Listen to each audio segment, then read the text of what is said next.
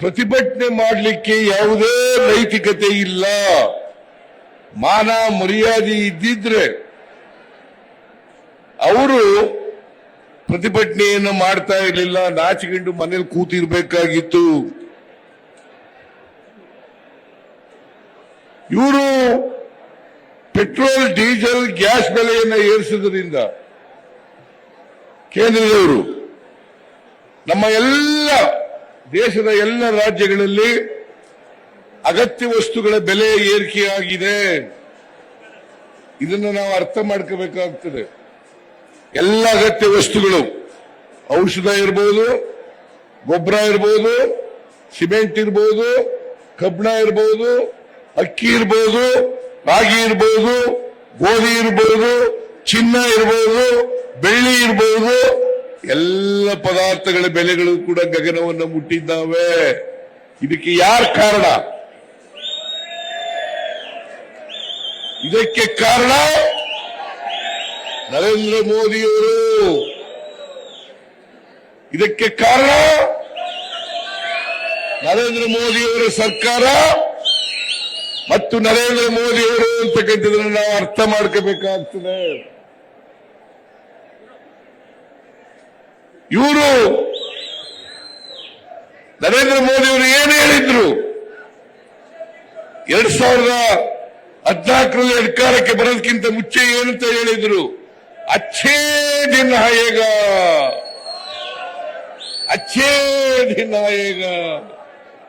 ಬಂತ? ಒಳ್ಳೆ ದಿನ ಬಂತ? ಒಳ್ಳೆ ದಿನ ಬಂತ? ನಿಮಗೆ ಈಗಾಗಲೇ ಡಿ.ಕೆ. ಶಿವಕುಮಾರ್ ಹೇಳಿದ್ದಾರೆ, ನಾನು ಇನ್ನೊಂದು ಸಾರಿ ಹೇಳ್ತೀನಿ.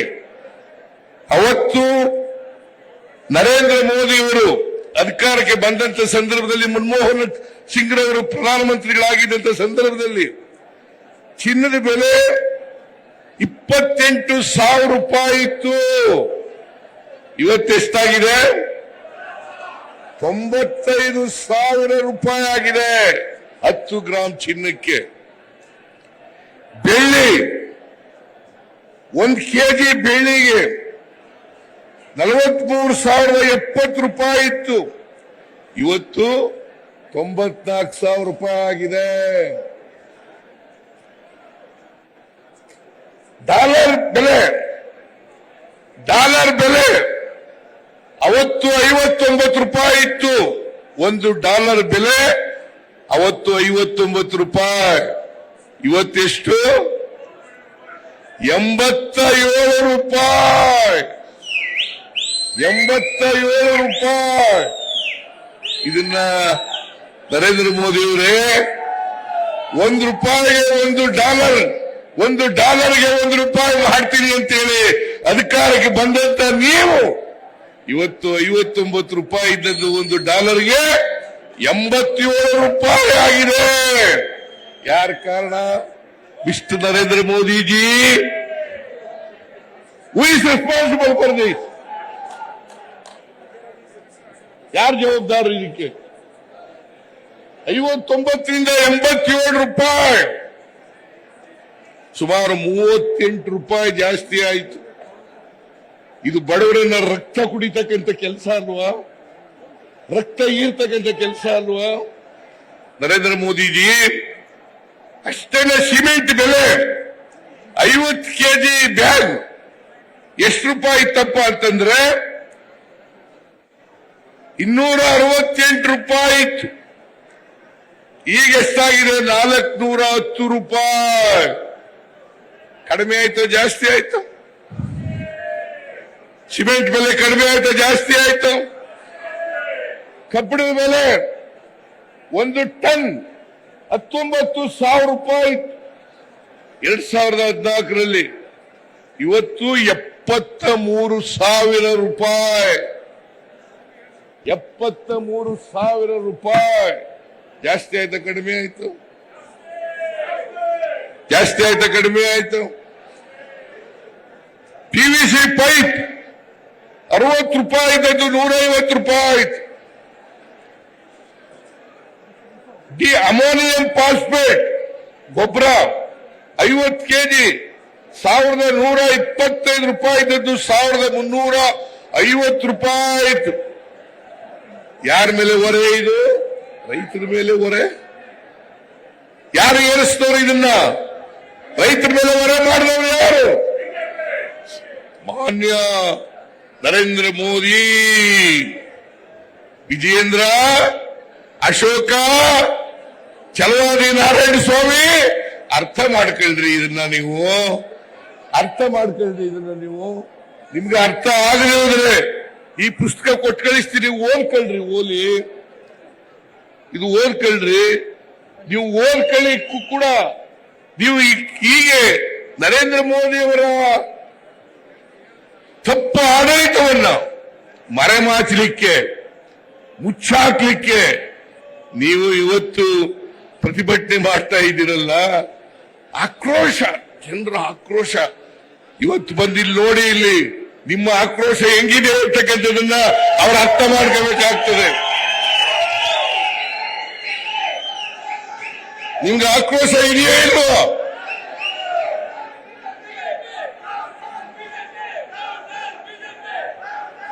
ಸಕ್ಕರೆ 1 ಕೆಜಿ ₹30-35 ಇತ್ತು, ಇವತ್ತು ₹60 ಆಗಿದೆ.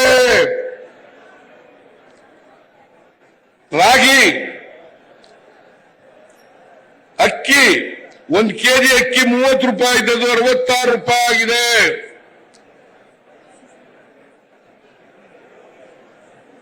ರಾಗಿ 1 ಕೆಜಿಗೆ ₹20 ಇದ್ದದ್ದು ₹65 ಆಗಿದೆ. ಉಪ್ಪು 1 ಕೆಜಿ ಉಪ್ಪು ₹7 ಇದ್ದದ್ದು ₹22 ಆಗಿದೆ. ಟೀ 250 ಗ್ರಾಮ್ಸ್ 95 ಇದ್ದದ್ದು ₹135 ಆಗಿದೆ. ಯಾಕಾಯ್ತು? Narendra Modi, please explain to the people of this country. Explain ಮಾಡಬೇಕಲ್ಲ. ಸುಮ್ನೆ ಬೂಟಾಟಿಕೆ ಮಾಡ್ತೀರಾ? ಅಚ್ಚೇ ದಿನ ಕಹಾ ಗಯಾ? ಎಲ್ರಿ ಹೋಯ್ತು? ಅಚ್ಚೇ ದಿನ ಆಯಂಗೆ, ಅಚ್ಚೇ ದಿನ ಆಯಂಗೆ. ಎಲ್ಲಪ್ಪ?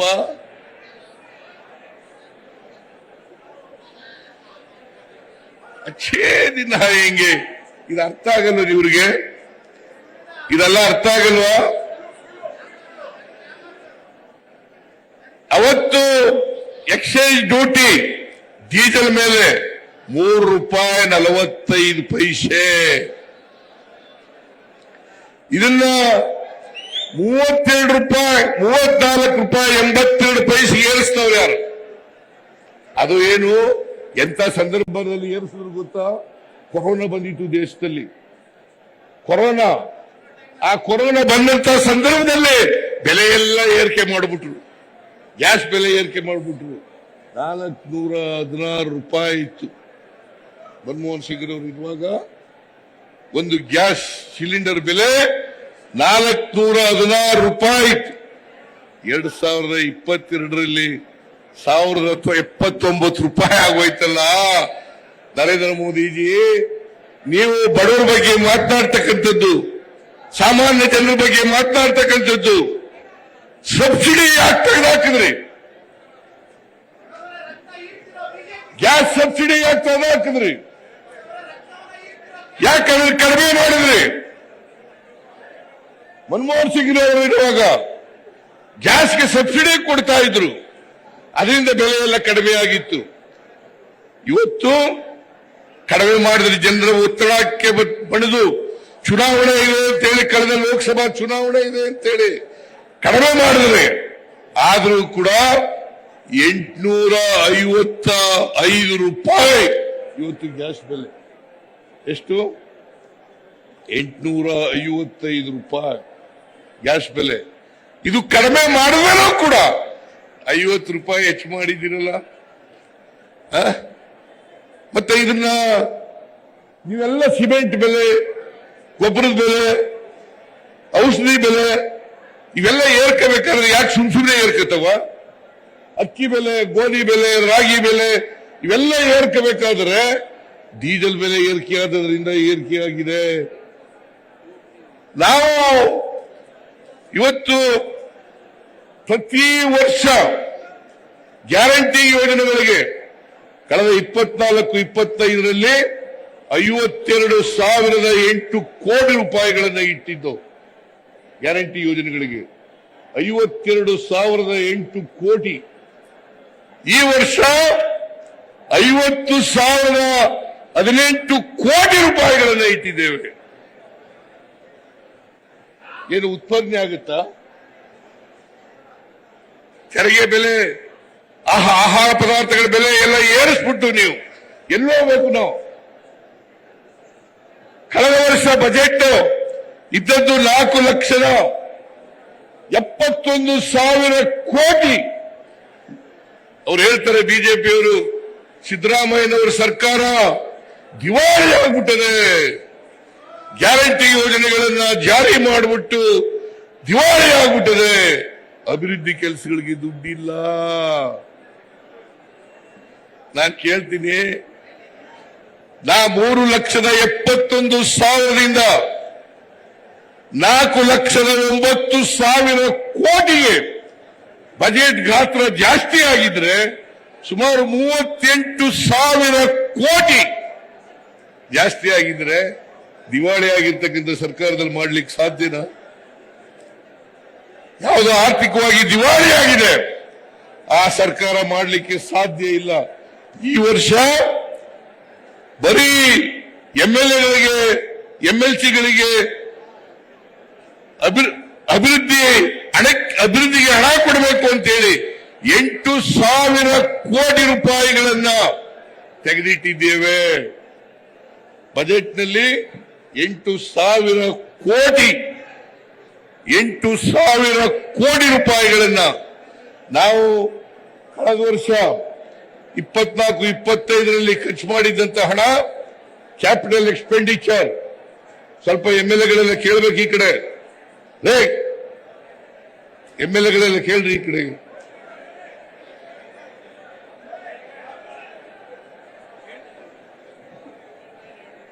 $56,000 ಕೋಟಿ ಕ್ಯಾಪಿಟಲ್ ಎಕ್ಸ್ಪೆಂಡಿಚರ್ ಖರ್ಚು ಮಾಡಿದ್ದದ್ದು. ನಾವು ಈ ವರ್ಷ ಖರ್ಚು ಮಾಡ್ತಾ ಇರ್ತಕ್ಕಂಥದ್ದು 83,000 ಕೋಟಿ. ಹತ್ರ ಸುಮಾರು 50,000 ಕೋಟಿ ರೂಪಾಯಿಗಳನ್ನ 30,000 ಕೋಟಿ ರೂಪಾಯಿಗಳನ್ನ ಒಂದೇ ವರ್ಷದಲ್ಲಿ ಹೆಚ್ಚು ಮಾಡತಕ್ಕಂಥ ಪ್ರಯತ್ನವನ್ನು ಮಾಡಿದ್ದೇವೆ. ದಿವಾಳಿ ಆಗಿದೆಯಾ? ಆರ್ಥಿಕವಾಗಿ ದಿವಾಳಿ ಆಗಿದೆಯಾ?